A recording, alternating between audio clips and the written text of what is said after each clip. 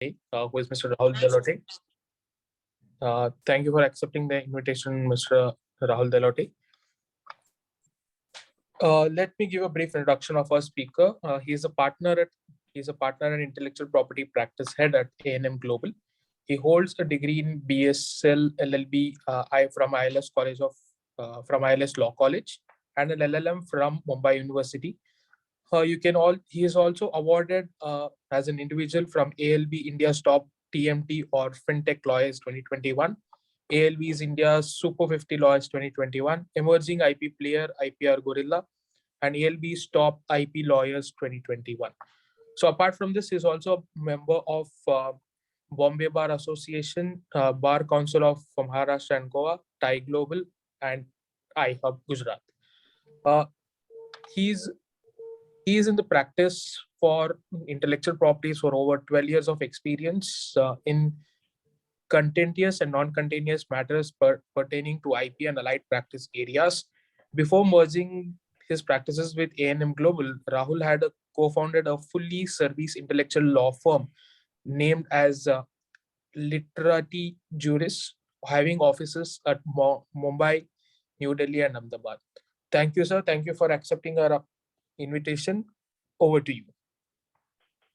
Thanks, Karthik. Thanks everyone. Am I audible? Yes, sir. You're audible as well as visible. Great.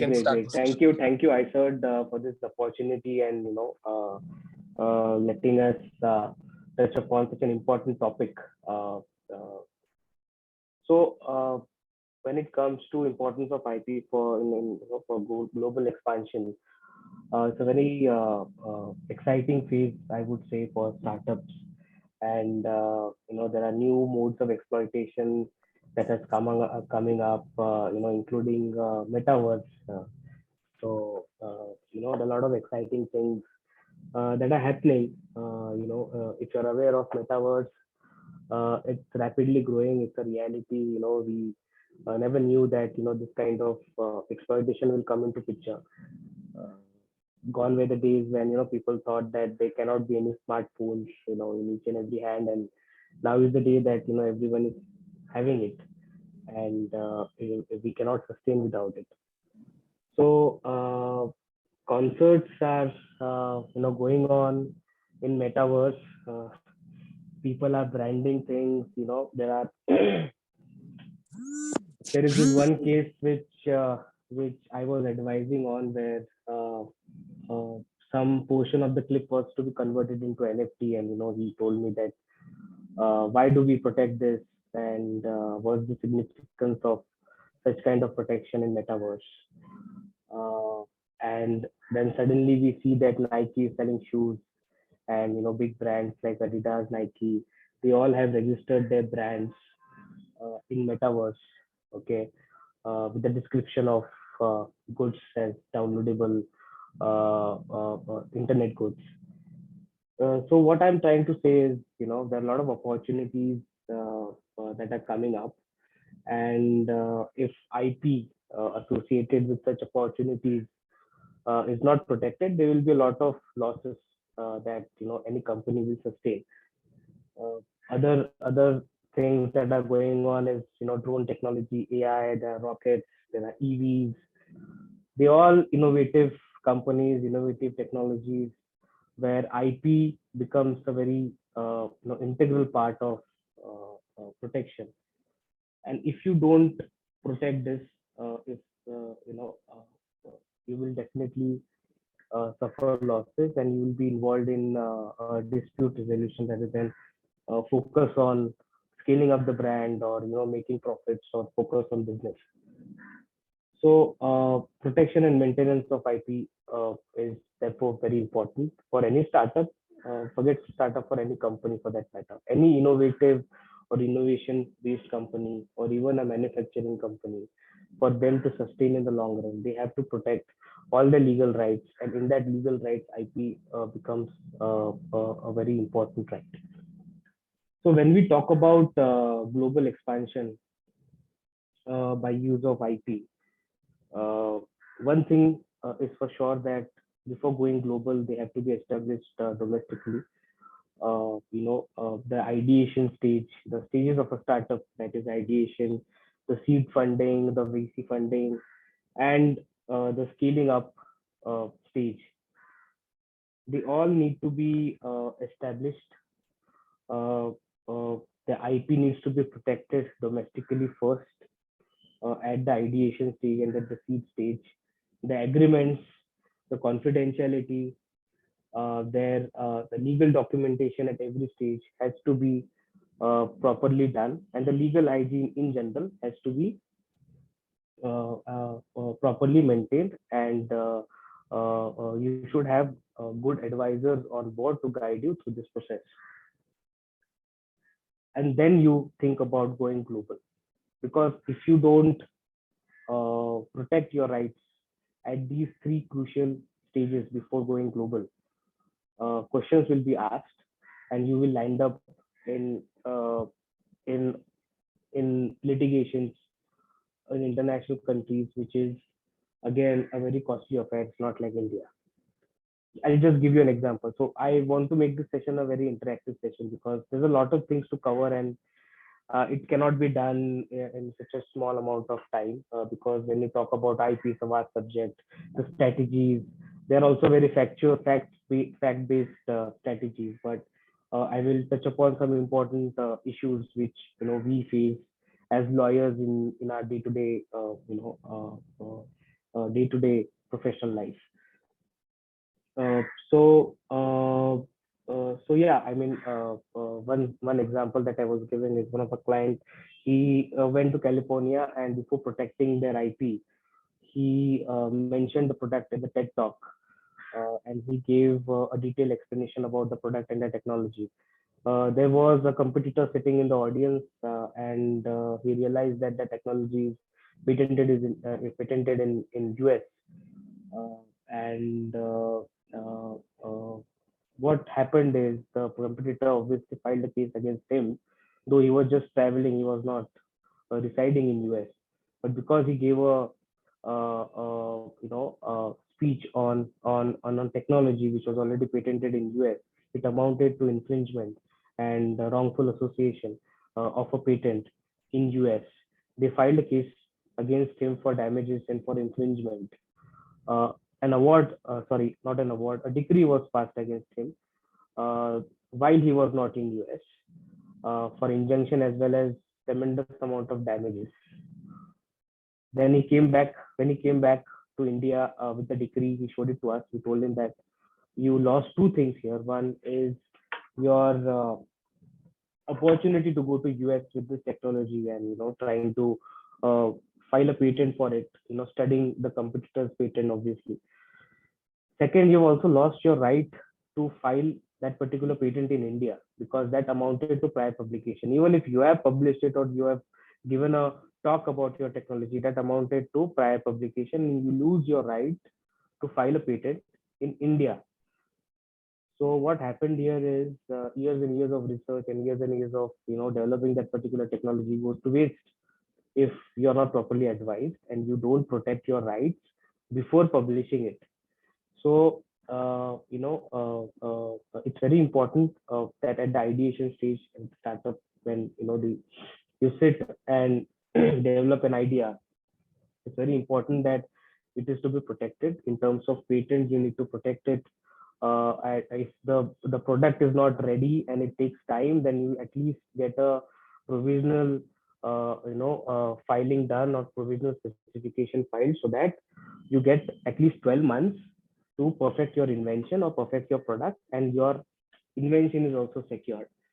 Why I give this example is many of the startups they go to market before protecting it, and then they see the repercussions and they lose their business as well as the funding and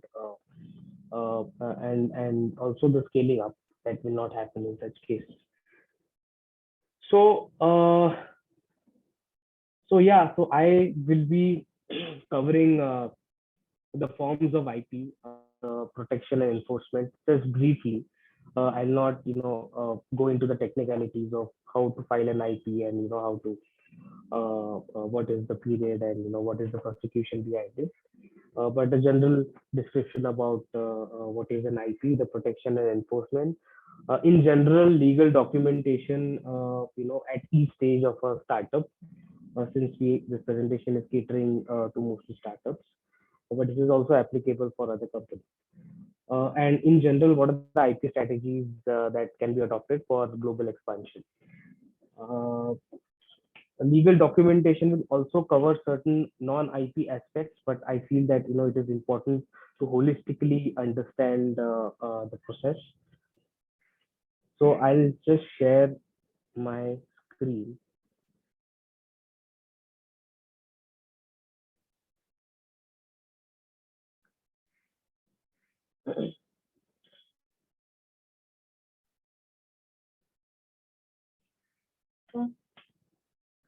Can everybody see it? Karthik, is it visible? Yes, sir, it's visible. Yeah.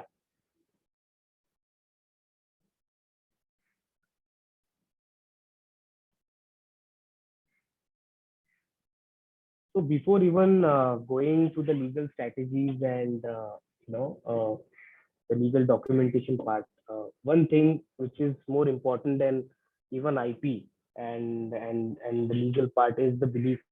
Where we advise a lot of startups and startups come to us. We obviously take care of the legal and the issues, but what is more important for a startup, more particularly the founder of a startup, is the belief that he's the only person who can run it uh, with or without funding. What I've realized is startup founders, they focus more on funding, and then they are very obsessed by it, and lose a track on creating a product which is sustainable.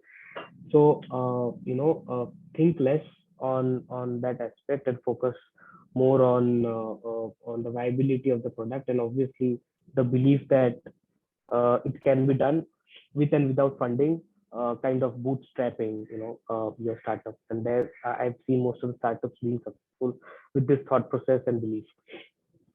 Yeah, you should basically, I always give this example that you should know how to cook before the vegetables arrive, because ultimately the consumers will taste the food and give feedback, and rather than asking where the vegetables coming from. So you should focus on how good you are in terms of running the business.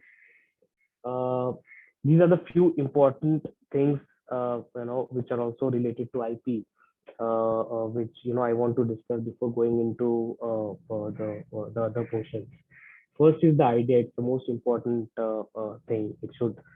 Uh, it should solve a certain problem, a certain pain point in the industry, which the founder is passionate to solve it, and not just filling the gap. It should not be like the other similar business sustained, so I will also sustain, and then let's replicate the same business model, and I'll be successful. It should have a certain problem solving ability, a certain product differentiation. Maybe the user experience is different, UI UX use is different. Okay, so there are uh, startups like Airbnb solved a problem, where it explored tremendous opportunity in homestays, allowed residents to earn profit. Ola and Uber brought taxis to doorstep. Now EVs is also solving a certain problem of pollution and sustainability, environment sustainability, which is going on. So it's important for rapid scaling up. It's important for to attract investors, and in general, it is obviously important to make the startup one of the reasons for a startup to be successful. Then team, you should be very particular about whom to choose as a co-founder and the team for various aspects of running the business. What happens is normally you see that he's your friend, and you can gel well, and let's start something together, or it's a family member, let's start something together. That should not be the only criteria. It should be someone who is also bringing an additional value. And apart from trust, there has to be a co-founders agreement, which is very important. When people lose track of it and they don't uh, sign a co-founder agreement and just start the business.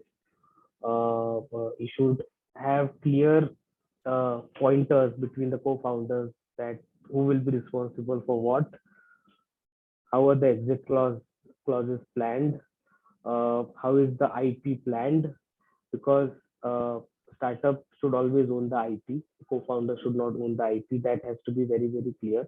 Even if some invention is done by a co-founder, it has to be assigned to an IP to the startup. So these co-founders agreement, a team is very important. Is another important step for a startup. Then scalability of a particular business. How you can scale up. Is it even scalable? Can it reach to X million subscribers? Who are the competitors? That also comes in the business model. So you should know that if there is a Amazon or a Flipkart is also e-commerce selling different things. If you want to compete with them, then you should have some product differentiation. It cannot be in the same business because you know that they are market leaders. So if you want to give something extra or something else, then that has to be developed and protected so that scalability can be achieved. Then many a times timing is also a crucial aspect when you launch a startup. You've seen that in COVID times, startups like Byju's, Paytm, QFit, they've all just exploded like anything. So one of the factor is timing. So you should also plan your launch accordingly and also understand what will click in the relevant type and what may not click. So, and of course, to sum up all this, what is most crucial in all this, when you draft different kind of agreements and form arrangement and associations, is IP. And also the legal documentation that is required uh, for all these ingredients of a successful startup. Just to give a brief outline of different forms of IP. So a trademark is basically a graphical representation of which differentiates your goods and services from the other two. To give a plain definition of what a trademark is. So you should always think of a unique mark, okay, which and cannot be a descriptive or a generic mark. So for example, if you have toothbrush for toothbrush, it's a very descriptive mark.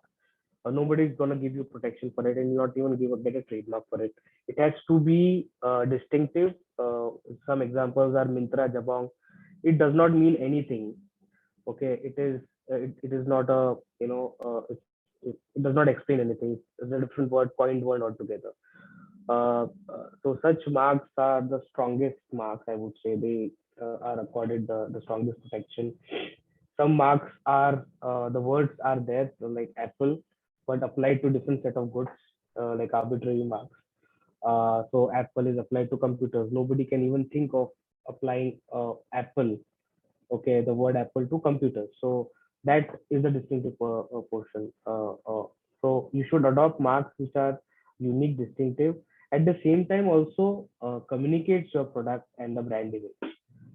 So it should not be if your it depends upon the nature of startup. So if you want your startup, it signifies something, it signifies a solving of a certain problem. So such brand has to be adopted which communicates that idea or the brand image.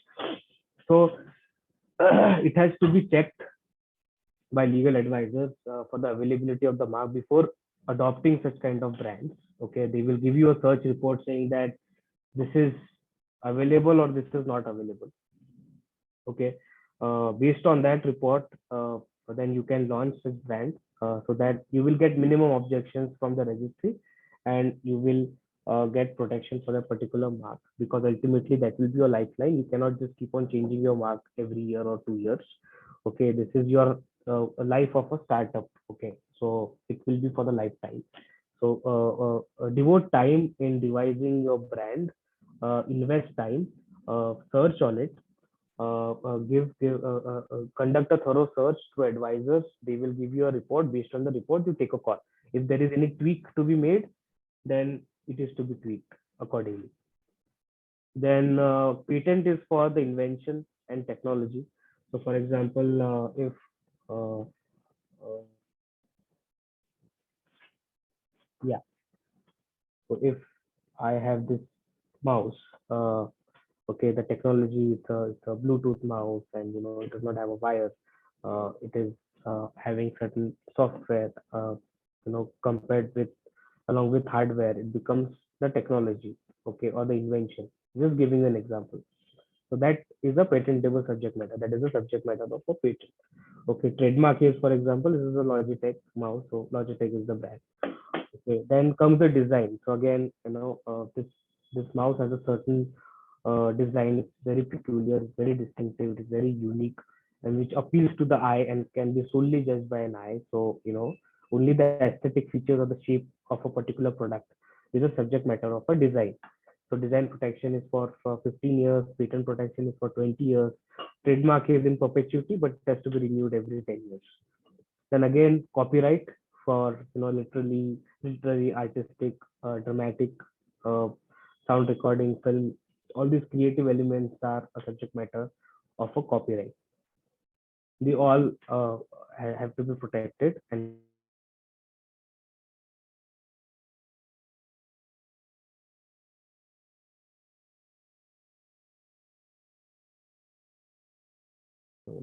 of the particular copyright. So for example, just to give an example, you gave your brand to a graphic designer for creating a brand. Uh, you can hear me, right? Is there any issue in, because I just got a notification the No, sir, we internet is can hear you. There if was there is some any problem during disturbance the, or yeah. yeah. So if there is any disturbance, please let me know. Okay, so I was giving an example about a graphic designer for the logo, for example. Okay, so when you hire such kind of designer or work for hire or a commissioning basis, you uh, pay him something, and for that he creates a logo for you and gives back the the logo. Okay, and then you can use it. Okay, uh, as per the law, he is the author of the work, and unless there is no agreement to the contrary. So if there is no agreement, you have to really prove that you are the owner of that particular work. Okay, you have to show that all the evidences have to be produced, that you gave the work to him. There was a receipt, there was an invoice generated, you paid him, you got the work, there is an email correspondence. Okay, instead of that, I suggest you get a agreement signed by him that you created, that the graphic designer created the agreement, okay, on your behalf under your instructions, and he's assigning all the IP in that regard to you as a company or as an individual for you to use it commercially. Okay, so that later on there is no issue or dispute on who owns that particular copyright and particular logo or the artistic work, when it comes to designing the artistic features of the logo. So yeah, so these are the forms of IP. Quickly, I will just mention the enforcement remedies. So once you have the IP and somebody else is infringing your IP without your permission and authorization, you can go to the civil court. You can get an injunction against such use under infringement and as well as a passing off. There are remedies in civil. There are also remedies in criminal. You can get the person arrested if he's found to be using your copyright, or cheating the customers, and trying to sell counterfeit goods. You can definitely raid, confiscate, and also arrest the person. Then damages is again a part of civil remedy. You can claim damages for such kind of infringing activity. Uh, yeah. So I uh, went through the forms of IP and the remedies, and also explain you the ingredients of what makes a startup successful. Now coming to the legal documentation and step, what I've done is there are three steps or stages in a startup life. Ideation stage, where you formulate an idea of a business idea, or if you are launching a product which is innovative. Then comes the seed stage, where you uh, uh, generate or raise seed funds from your relatives or family members, and then comes the scaling up stage, where you get VC funding and you really scale up the operations and diversify your business activities.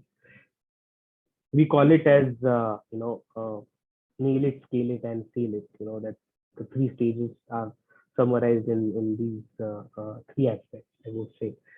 And it is very important, to create a sustainable model of growth. Nobody should end up like Yahoo, where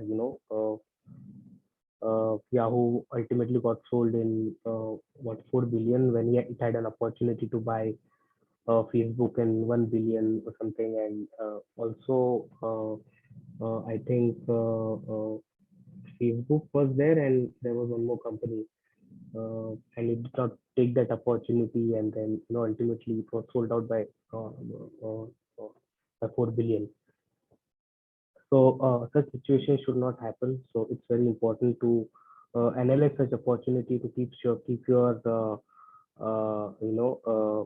legal and other documentation in check. So when it comes to ideation stage, we should really see what is the idea, and the minimum viable product that you're looking at. What is your product offering? Are you really solving a real world problem? What are the co-founders? Who are the co-founders? Who are the competitors? And at that stage, is your co-founders agreement in place?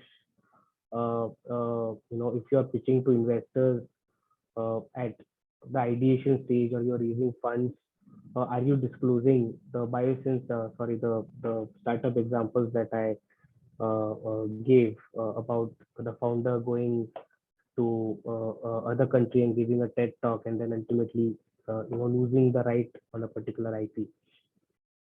So is your idea protected in the first place? This is the ideation stage, where you really do all these things. So you do a domain name check. If you want to launch any website, or your product is a website based product. Okay, so you like to see whether such domain name is available. Okay, such trademark is available. I just gave you an example how to conduct a trademark search in that particular class. It's a food related product, or it's a retail e-commerce space. So accordingly, that particular class, a search is to be conducted whether that particular mark is available or not. Based on the search report, you have to take that decision both on the domain name as well as on the trademark. Then you can certainly start the designing process and other processes. If your product relates to any particular design, so for example, if you're launching if it's an engineering company, and you come up with a lot of products on a monthly basis, which are consumer products, you should also consider design protection if the shape of that particular product is unique. In that also, you should conduct a search and then file a particular design application. Many times there are unique designs, which are not protected, but then a lot of people start using it, and then it becomes a problem. So you file a necessary design application. You will get a design protection in 6 to 7 months. Similarly, for patent, don't ever disclose your IP before protecting it. That's the mantra. Okay, you should first apply, register, protect, and then go into public to showcase your company strength, or your product range, or whatever. Similarly, for the copyright check. So followed by trademark registration in that particular relevant. So you to also devise a strategy how to register the trademark. So not necessarily you should only register in only that particular class, but also you should also take care of your allied classes. If you see that that particular product would be further scaled up in other medium or other classes, or other ways of exploitation, then necessary applications is to be made, or services for that matter, then service categories should also be incorporated in your design protection, in your trademark protection. Similarly, design, patent. See, patent also takes time, okay, but it's always important to have you protect whatever idea you have. Okay, patent protection takes around 2 to 3 years of time. Okay, it is now fast track for startups. So many of the patents are also granted in 1.5 years of time because of the fast track process granted to startups. But you should always have a patent pending tag, and have the best lawyers on board, because if your entire business is based on that particular patent, then you have to make sure that it is prosecuted in the best possible way, and you are able to also remove the objections and take care of the patent grant. Okay. Also, it's very important before if you have developed a particular invention, you should conduct a thorough prior art search where all the global technology is taken care of, and if there is any similar patent, then if you are aware that there is difficulty in grant of a patent in this for this particular invention. So proper advisory is always suggested in such situation. Then also trade secret protection. So if for example you don't want to disclose your product or invention or any unique aspect of your business in the public, you should then protect it as a trade secret. Okay, so many times it is done in the form of agreements, which also confidential, where you are disclosing your technology to someone to manufacture that particular formulation or product for you. Okay, in that case, such trade secret or such formulation is to be documented in the agreement properly, and the other side should also be uh, bound by necessary confidentiality clauses. Otherwise, if once your trade secret is out in the public, there's not much that you can do apart from proving your goodwill reputation of that particular trade secret and going under common law for damages. But it becomes very difficult to then enforce your right for trade secret because you've chosen not to file a patent or any protection for it. Just a quick glance on the timeline. So trademark protection can be granted in around 6 to 12 months time. A trademark can be registered, taking care of all the objections and the prosecution that takes place. But if it is opposed, that's a different thing. If a trademark after publication is opposed, then it becomes kind of a litigation where evidences and opposition other things are shared. And patent registration takes around 3 to 4 years. For startups, it is less. Design registration is 6 to 12 months again, and copyright registration 6 to 8 months. And the relevant government fees is also in the column mentioned, on the side. And there are various government grants, in fact, for startups. Once you are registered as a startup under DPIIT, you are eligible for certain grants from the government. So if you get a grant, then all these IP applications are taken care of by the government, and they give you certain minimum amount for filing such kind of IP. Then comes the seed stage.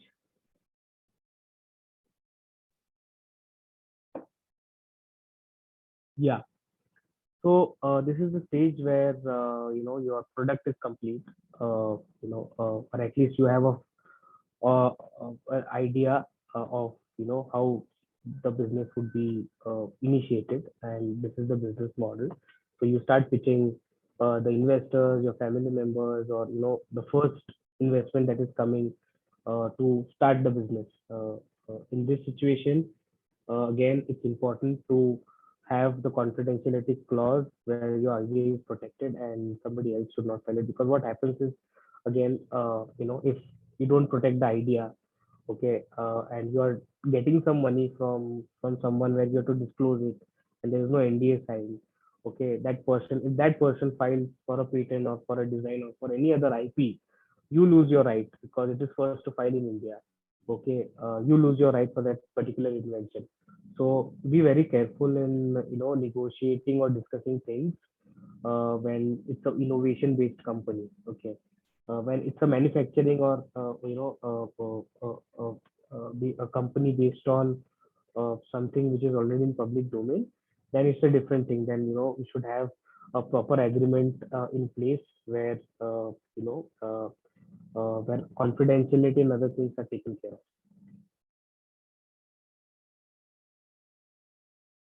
So again, at the seed stage, you should, once you have the first line of funding, you should uh, have a startup registration if you are a startup. Then co-founders agreement again is very, very important. I just gave an example how issues happen between a co-founder. There has to be a non-compete clause. There has to be a non-solicitation clause. IP assignment has to be there. The startup should own the IP at all times. Okay, you should also take care of all the uh, situations, worst situations. Okay, you should always think about worst situation when you're drafting an agreement or entering into any kind of a relationship. Okay, now many times what happens is a co-founder is only a technical person and not really contributing financially or other things. Okay, then in that case, you should not, based on the arrangement, it should not be a 50-50 or a 70, whatever. Okay, you should have a proper arrangement with him, and he should not take away the IP of the particular startup. If he is creating something, being a part of the organization, the entire work that he is doing in the organization should belong to the startup. So that is to be clearly mentioned in such kind of agreement. The equity structure is to be mentioned between the co-founders. Okay, then I already told you about non-compete and non-solicitation, and exit clauses has to be planned properly. So if there is no IP clause, and the IP is in the name of co-founder, he exists, he started, starts a different company, and obviously the IP belongs to him. Then in that case, then your startup is doomed. So make sure that that's why startup should own the IP. Why I'm stressing more. They should also take care of such agreements should also take care of the dispute resolution mechanism. If in case this dispute happens, then how you want to structure it? You want to go to arbitration? You want to go to the court? Normal course of normal course of litigation. So these things are important in terms of co-founders agreement. Entity incorporation, what kind of entity you want to incorporate, LLP or a partnership, plain partnership, or a private uh, company. This all depends upon the objective that the startup wants to achieve initially. So if it's looking for funding, then normally investor prefer the company structure where they can be then allotted X amount of shareholding and the profit from the business. Then GST registration, DPIIT registration is all important for startups. Relevant business license. Business licenses should be again taken care of, based on the nature of business, of course. Then one non-IP aspect that is important is POSH. Many times if you are many times the startup founders ignore this, but there is penalty and compensation for not having a POSH committee and the POSH, which is Prevention of Sexual Harassment Act. Okay, if you have more than 10 employees, then you should have a committee in place, which can take care of this kind of issues. Then tax requirements, compliances, these are all important at the seed stage. Again, very important, contracts within and outside the company. third-party contracts. So if you are sourcing some material from the vendor, or if you are acquiring any IP of that vendor, then appropriate clauses must be drafted for assignment. If you are acquiring an IP, then assignment of that IP has to be clearly drafted, where you become the owner of that particular IP. Okay. Then if it's a software-based company, then you hire a web designer or a software developer. Okay, it's very important to, again, the example that I gave about the copyright. It's very important that there is an agreement, that there is an assignment of IP under the work for hire model. Okay, so that there are no complications later on. There's no claims, unnecessary claims, because when the startup becomes, the problem actually arises when the startup becomes big. They get massive amount of funding, and then suddenly all the vultures come up, and they try to claim a different kind of things. This happens a lot in media industry, and we also handle a lot of media matters. So we know the gravity of having such kind of assignments in place, because at the moment when the movie is releasing, we receive some claims, and unnecessarily the release of the film is at stake. So to avoid such kind of situation in startups, whenever you are dealing with any third party, be it vendor, for sourcing material, for developing any software, for anything, it has to be clearly documented in the form of contract. And this legal hygiene will actually help you in the long run. And this will always be respected by investors, because the first question that they will ask you is your IP registered? Hello? Yeah. So I think there's someone on unmuted himself. If you can please mute you. If you have any questions, you can ask. Otherwise, if you can just mute. Yeah. Thanks. So yeah. So that's why it is important. And there is labor law checks and employment agreements. So yeah, another important aspect is, if you have a team, okay, and they are working on innovations, or whatever they are doing, you should have an employment agreement in place with each and every one of them. Okay, co-founders is obviously I've already discussed, but also with all the colleagues. Okay, wherein all these clauses that I just mentioned, non-compete, non-solicitation, IP assignment, they have to be properly drafted. So, like I said, it will be respected by the investors, because the first question that they will ask is, have you secured yourself legally? Is your company incorporated in the best possible way? Is your IP protected, registered? And are your relationships properly documented? Okay. So if you tick mark all this, then you're good to go, and it is also considered to be professional. So it's very important. Also, the contract agreement for higher staff. So I just discussed that as well. Then NDAs, non-disclosure. If you're disclosing anything with anyone, if you are even the investors for that matter, please get a NDA signed by them. Okay. There might be some reluctance by the investor to sign NDA, but if your product is really, really good, okay, and it's really scalable, okay, it can definitely be, I mean, no investor will say no to this, because they're equally interested in it. And even if they don't sign it, okay, you just document the minutes of the meeting without disclosing the entire product in an email, so that there is some evidence that you went to the investor, and you discussed some product, and the details, the market requirements, and the funding requirements, so that at least some evidence is there. If Because if the idea is stolen, we don't know the kind of investor you are meeting. If the idea is stolen by them and given it to someone else to develop it, then it becomes a problem. Then indemnity clauses, in all kind of agreements, indemnity clauses, non-compete, non-solicitation, I already discussed, has to be properly mentioned.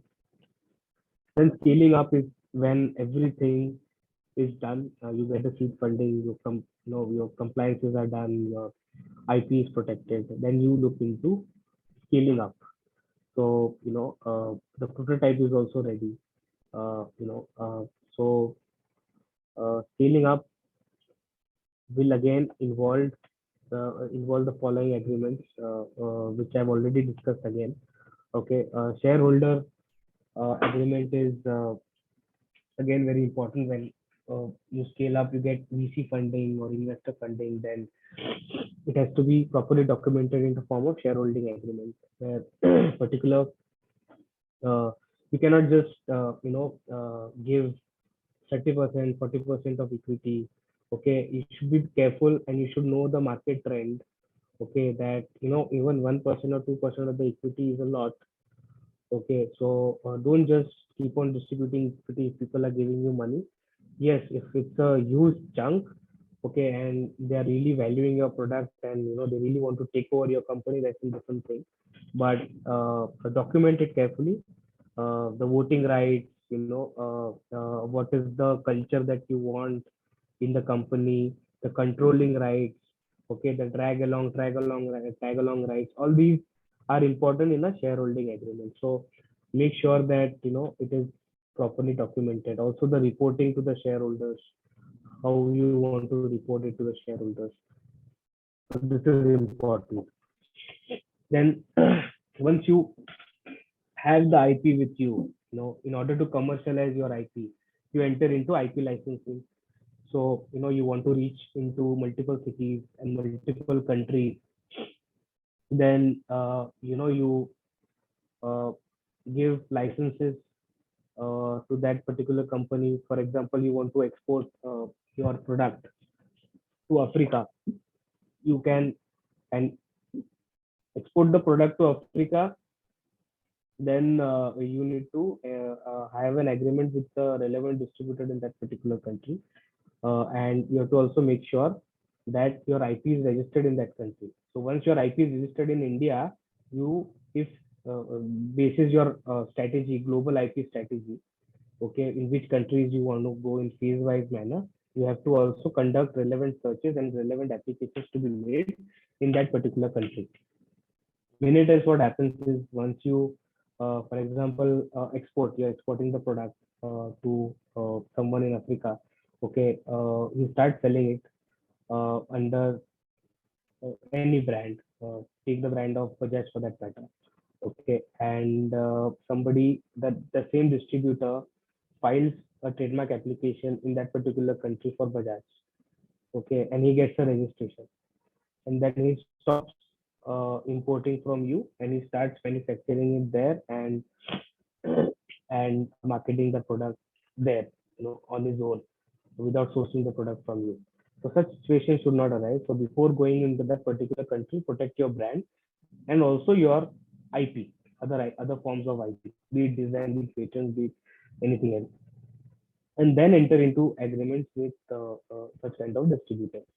Okay, if you want the manufacturing to be done in Africa, for example, okay, then give an IP license to that particular after obviously registering your IP there.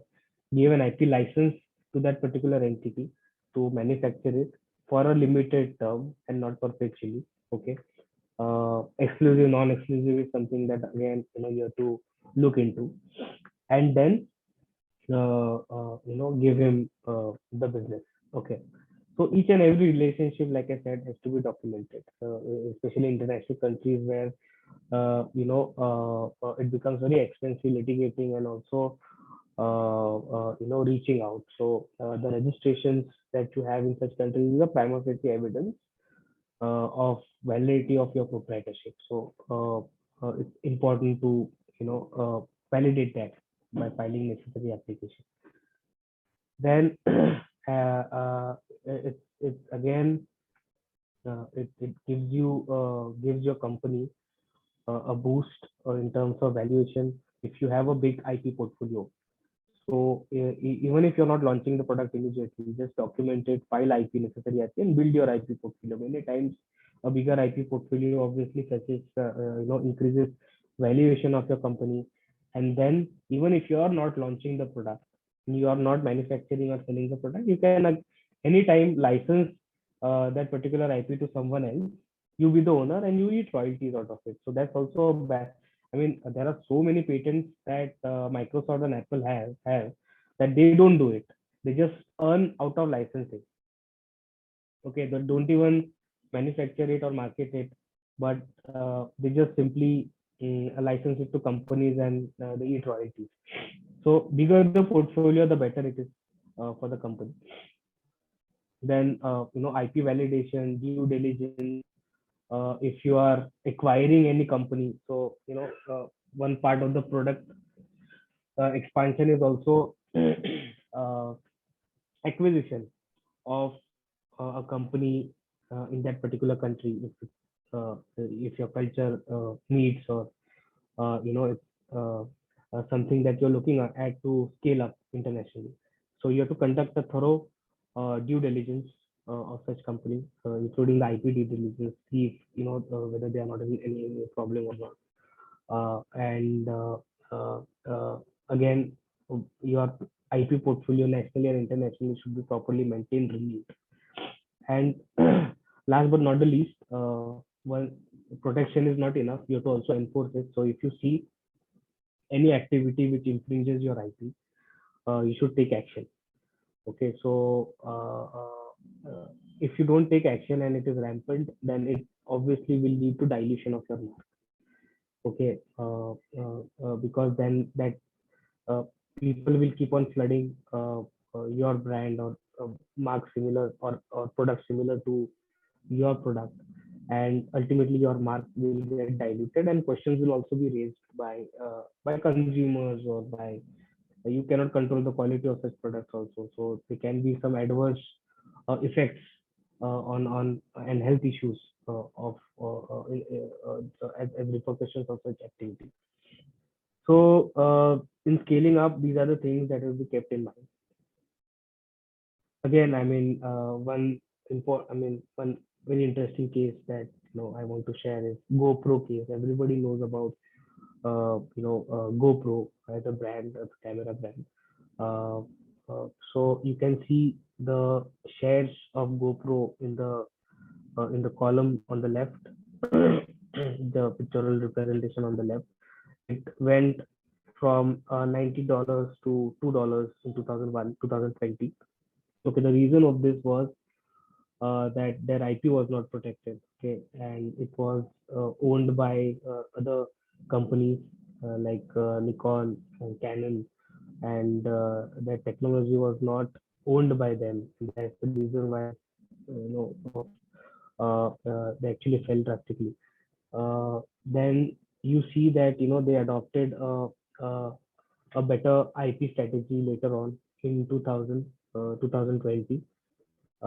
They start registering their marks, their IP, and suddenly the graph went up. So you can see how non-protection of the IP really brings down a company, and the change in IP strategy globally or domestically, is in a sustained manner is beneficial for a company. You can see the graph on the right, where it started increasing slowly. So this is again an example why protecting and enforcing IP and owning the IP in the first place is important. So like I discussed again, we already discussed the forms of IP, the important agreements that are to be signed and filed and maintained based on the relationships of with vendors and third parties, with employees and with co-founders. We have also seen the enforcement remedies. We have also seen the documentation that is required at all the relevant stages of a startup. Okay, and these documentation, this legal hygiene has to be maintained even after scaling up and becoming big. That I'm sure that that is properly communicated. After this, some strategies, we then go global. If we're thinking about global, once we are uh, established and all our IP is secured and our agreements are secured and the legally we are secured, then we mark the markets where you want to go. We file the IP in that particular uh, territory.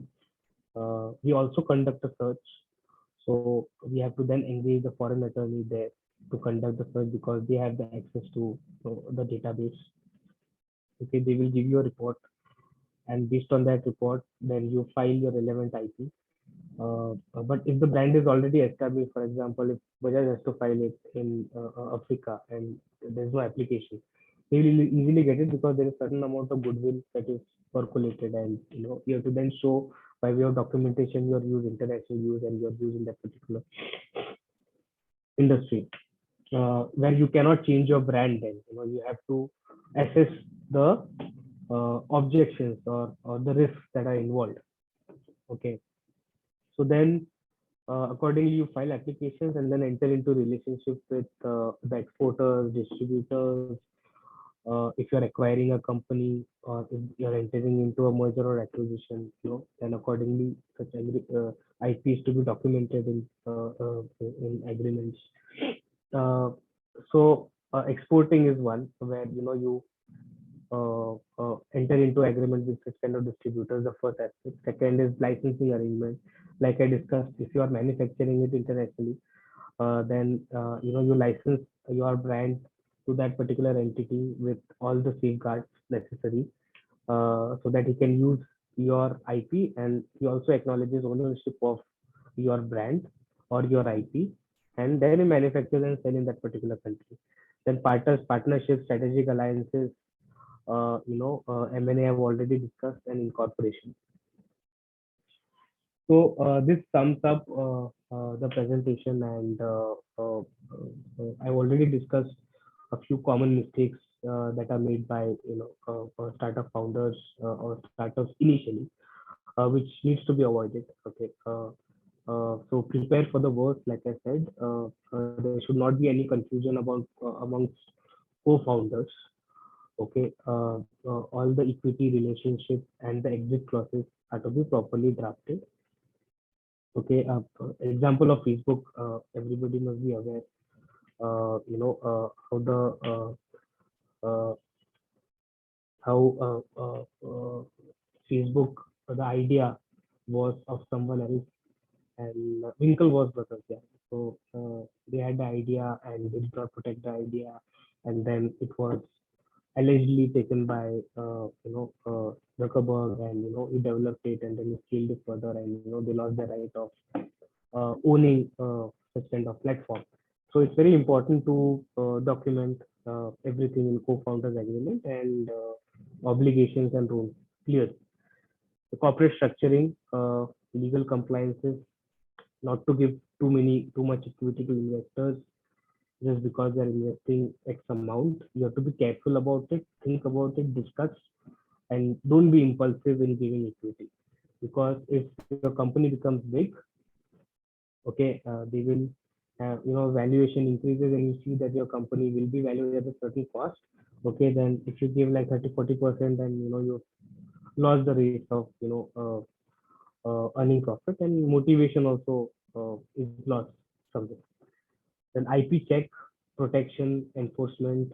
We should have a IP policy firstly. Okay, when you are at a settled stage, uh, in terms of business, please formulate an IP policy, domestic IP policy as well as an international IP policy. In a phase-wise manner, how you want to go international, or also increase your business in the domestic circuit.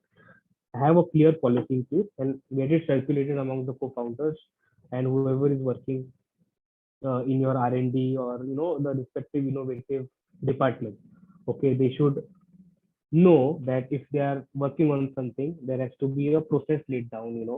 So if they developed a product, that product details has to go to the legal department, for example, the startup has a legal department, or to external resource, okay, who will get it checked. whether that particular invention can be patentable or not, whether that particular design is novel or not.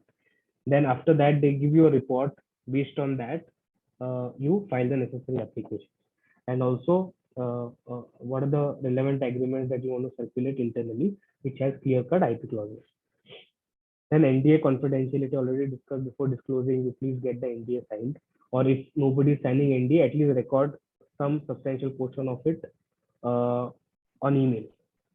Then allocation of funds, again, it's part of business where how you want to allocate your funds on registration of your IP, maintenance of your IP, enforcement of the IP, and other aspects of business.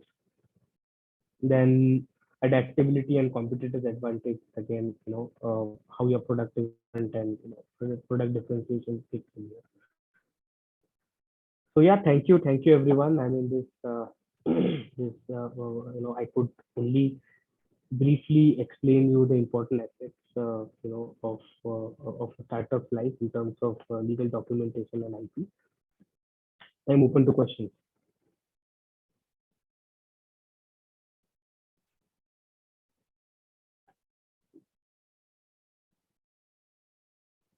Thank you so much, sir, for the wonderful session. So participants, you can ask the questions directly to sir by unmuting yourself, or you can ask in the chat box also.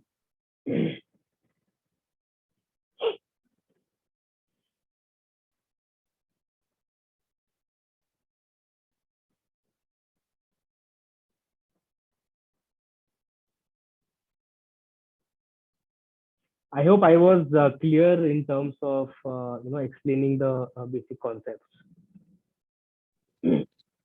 Sir, Parikshit here. I have a question. Yeah, Sir, Parikshit, what is the process of winding up a startup? So what is the reason for winding up? No more it is generating revenue, and the burn rate is more. Correct. So no. So is it a private limited company? Is it a company? Yes, or yes. is it Private a partnership? limited. Private limited. That is it's a private limited. Yeah. So you can definitely. I mean, how many directors are there? Depends. 3. Okay. So you can definitely have an agreement in place, dissolution of the company, and there are requisite forms that you have to fill and submit it before Ministry of Corporate Affairs. Okay, for delisting your company. So Sir, it will not sir, be. somebody told me if 5 years you don't file it up, then also not 5 years, 3 years, I think you don't file up the MCA reports, Ministry of Corporate Affairs reports, then also it goes under deregistration automatically. Is it true? No, so you really have to check. So I'm not a company expert, but you really have to basically file the necessary forms. So otherwise, what happens is the status does not get updated. Okay, even if your company, it does not get automatic delisted. You have to file necessary forms. Okay, this is what I know of. But before that, you should also have an agreement in place where the exit clauses are properly planned. Okay, if you are shutting down the company. So it's a delisting process. Sir, and in case if somebody wants to register as an independent director, what is the process? So see, this is pertaining to company aspect. Okay, so we can discuss it because I'm not a company expert. So if the questions are related to IP, then you let me know. Okay, sir. Okay, sir. Yeah.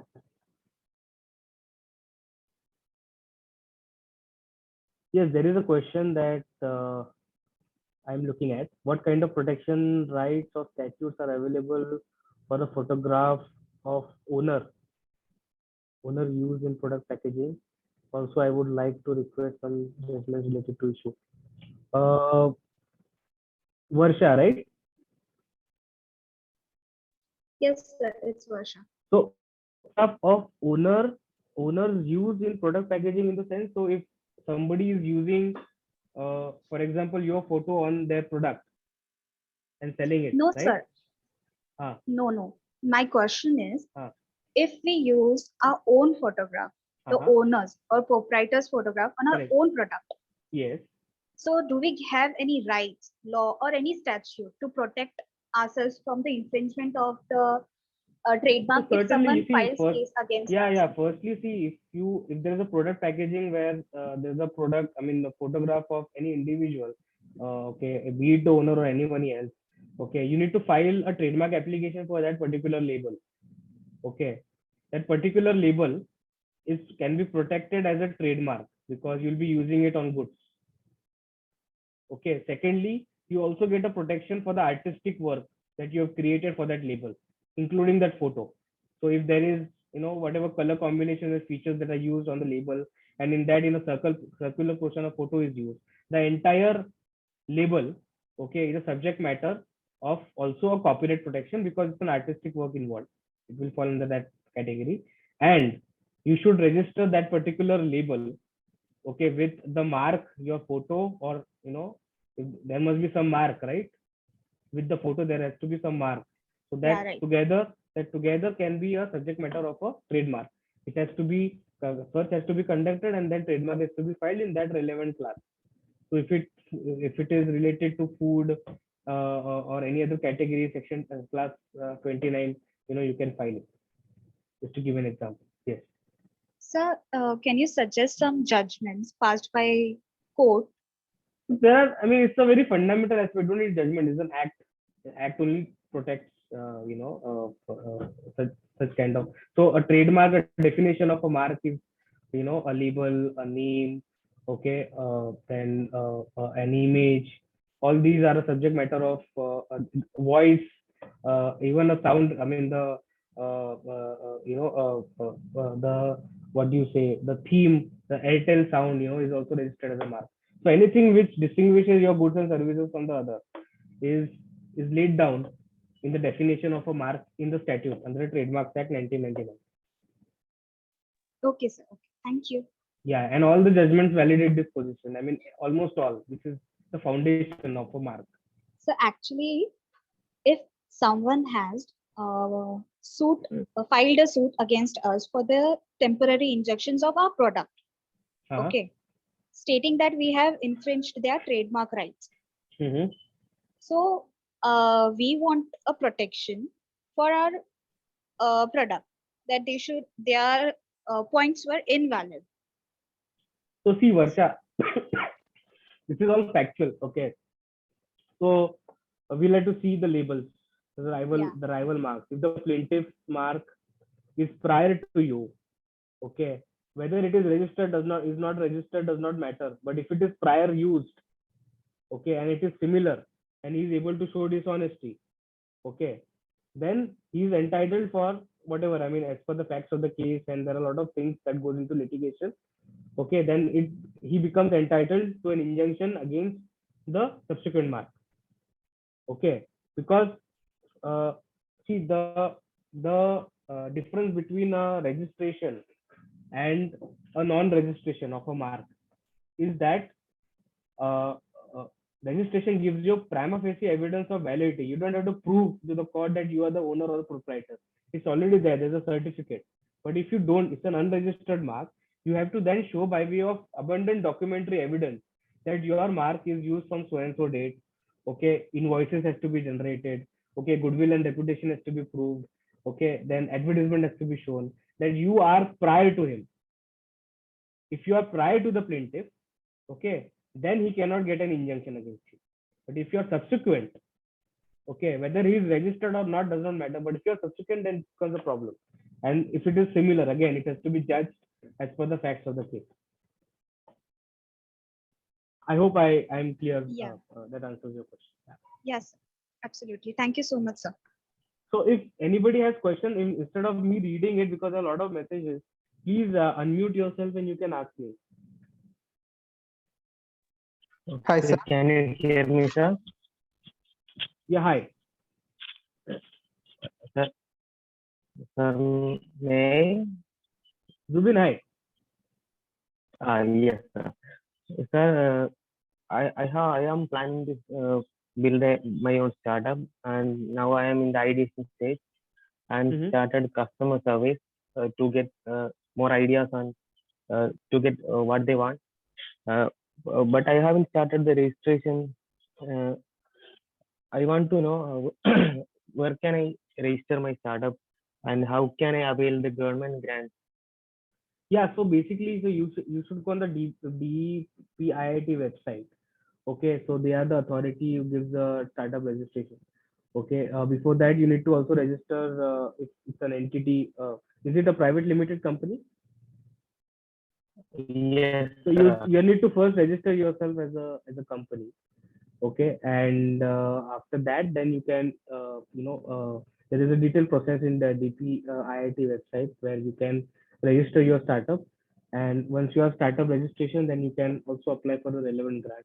So there are various incubation centers also, Zubil, that you can approach.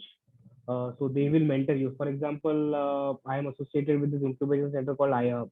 So once your startup is registered, you can maybe be a member of iHub for mentorship. Okay, they will mentor you, give you all the necessary assistance. And if your startup is really eligible for the grant, they will also grant you. okay, thank you, sir. Yeah. So I Hi, have sir. one. Hi, sir. Am I audible? Yeah, you are audible. Okay, sir. I have bought the software of another startup, and they are moving to another industry. So they have agreed to sell their software with complete ownership to me. So, what all IP details should I look for? They have agreed to send me the IP rights. IP rights, right? So Yes, are you taking over the business of the company, or you are only taking over the IP? only the software, complete Only software. the software, no? So it's a product assignment, IP assignment of the product. So you should have an Okay. IP assignment agreement in place, okay, Okay. where necessary undertakings are given that he is the owner of the IP, okay, Okay. and that if I mean if he and that he's assigning all the rights to you in Okay. perpetuity, okay, and that he will not have any claim on that particular software in future, okay, and obviously the other clauses which are there, indemnity, and if you get any third party claim on that particular software, then you should be liable for for giving you the remuneration or whatever damages that you sustain because of third party Okay. claim. Because if he's saying that he owns the IP, that means nobody Yes. else owns the IP, right? And if there is Yes. any third party claim and you are dragged into a court battle because of that IP, okay, then he should be compensating you for that. Okay. So indemnity clauses, okay, should be properly taken care of. Okay. And Thank assignment, of course. Okay. Thank you, sir. Yeah. Yeah. Hello. Anybody else? Yeah. Hi. So this is Varsha again. I have one Yeah. more Varsha. question. Yeah. Varsha. Sir, if you want to file a design cancellation against opposition, so what is the process Design or opposition or cancellation? design cancellation Okay. against our opposition party? No, I'm Against the our opposition party. So you can file it in the design registry. Sir, So typically you have to challenge their design registration. can you Okay. explain the grounds? So see, if it's a design matter, okay, they must have obviously either they must have produced the design registration certificate. Okay. Now, if the design is like this, okay, design of a mouse, okay, and you're challenging the validity of the design, you are saying that in your design, you filed a design application on 1st April 2022. Okay, if you are selling similar design, okay, even one day before 31st March 2022, okay, then one of the ground is that you are the prior user of that particular design.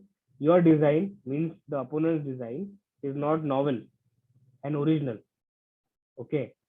So you're taking that as one of the grounds, saying that you are the prior user of the design and this product is not novel, okay. Another defense for novelty is that there are hundreds of such products already in the market sold before him, okay. So you can definitely file evidence on the internet saying that such kind of product is uh, being sold before the date of his registration. That is a sufficient ground of refusal of design. Because design, when is the design registered? Only when that particular design is novel and nobody and novel and original and nobody else has used or registered this design, similar to patents. Okay. So that's sufficient ground for cancellation. Okay, sir. Okay. Thank Yeah. you so much, sir. Yeah.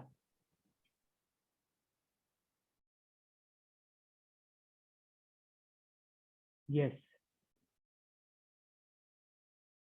So guys, if you have any other question, you can ask now. Excuse me, sir. Yes, Vrinda. Yeah, hi, sir. So I wanted to ask you one question. So for artworks, what kind of protection rights can be reserved, and can freelance artists do that? If yes, what is the procedure to do it? What art are you looking at? Hand-drawn artworks, So if illustrations. it's a painting, Yeah. okay, arrow if it's a dress, okay, or an article. So if it's a artistic work, then it's a copyright. Okay, you can definitely file a copyright for it. Okay, but if you are converting that into an article, applying that to an article, okay, then you are eligible for a design protection. So give an example is if I'm designing a dress, okay, that particular artistic work is a subject matter of a copyright protection. If I am applying that particular design of a dress to actual dress and selling it in the market, then you are eligible for a design protection. All It's right. called copyright in a design. It's called copyright in a design.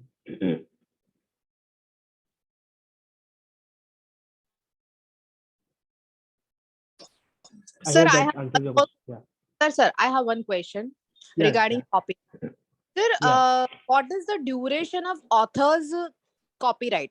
Matlab, I know the lifetime plus 60 years. Yes. It is applicable for the owner as well. No. It goes from the author.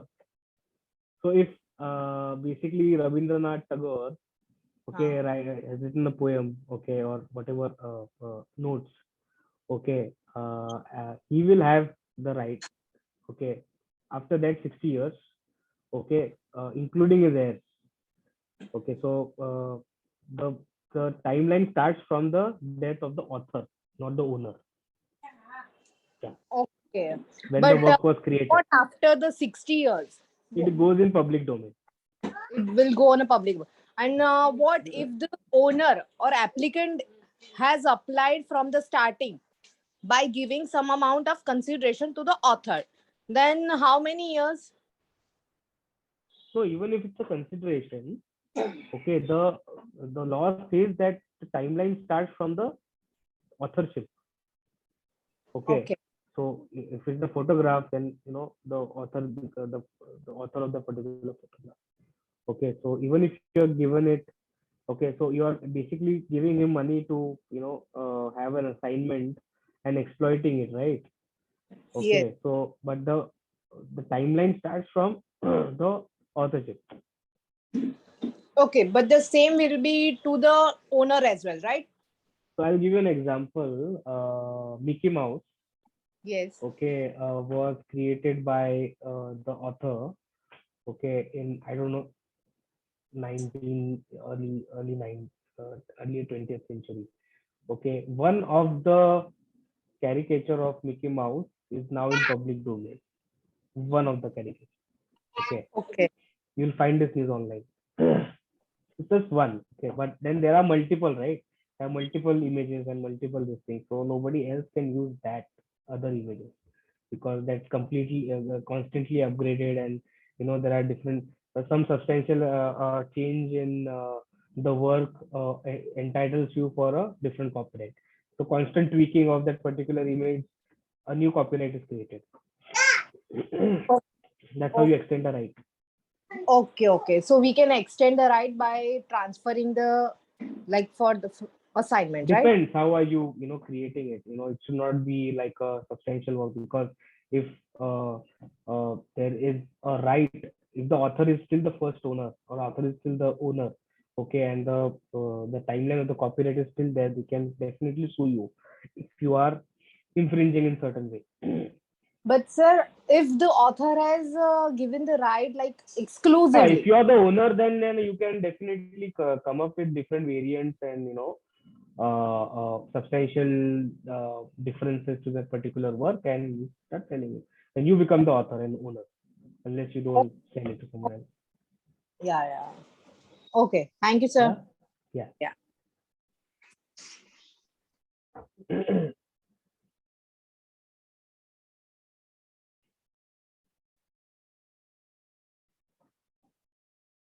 Yeah, I think we are done. Yes, sir. Karthik?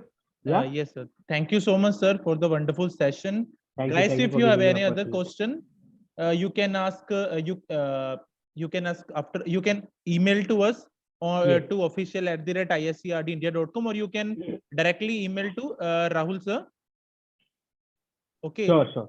Yeah. I'll be Can more you than send happy. the slides to us? Sorry? Can you send the slides to us? The Yeah, presentation? sure. I'll be sharing it with iPad. Okay, sir. Thank you. Okay. Thank you so much. Thank you, guys. Thank you so much. Bye. Bye.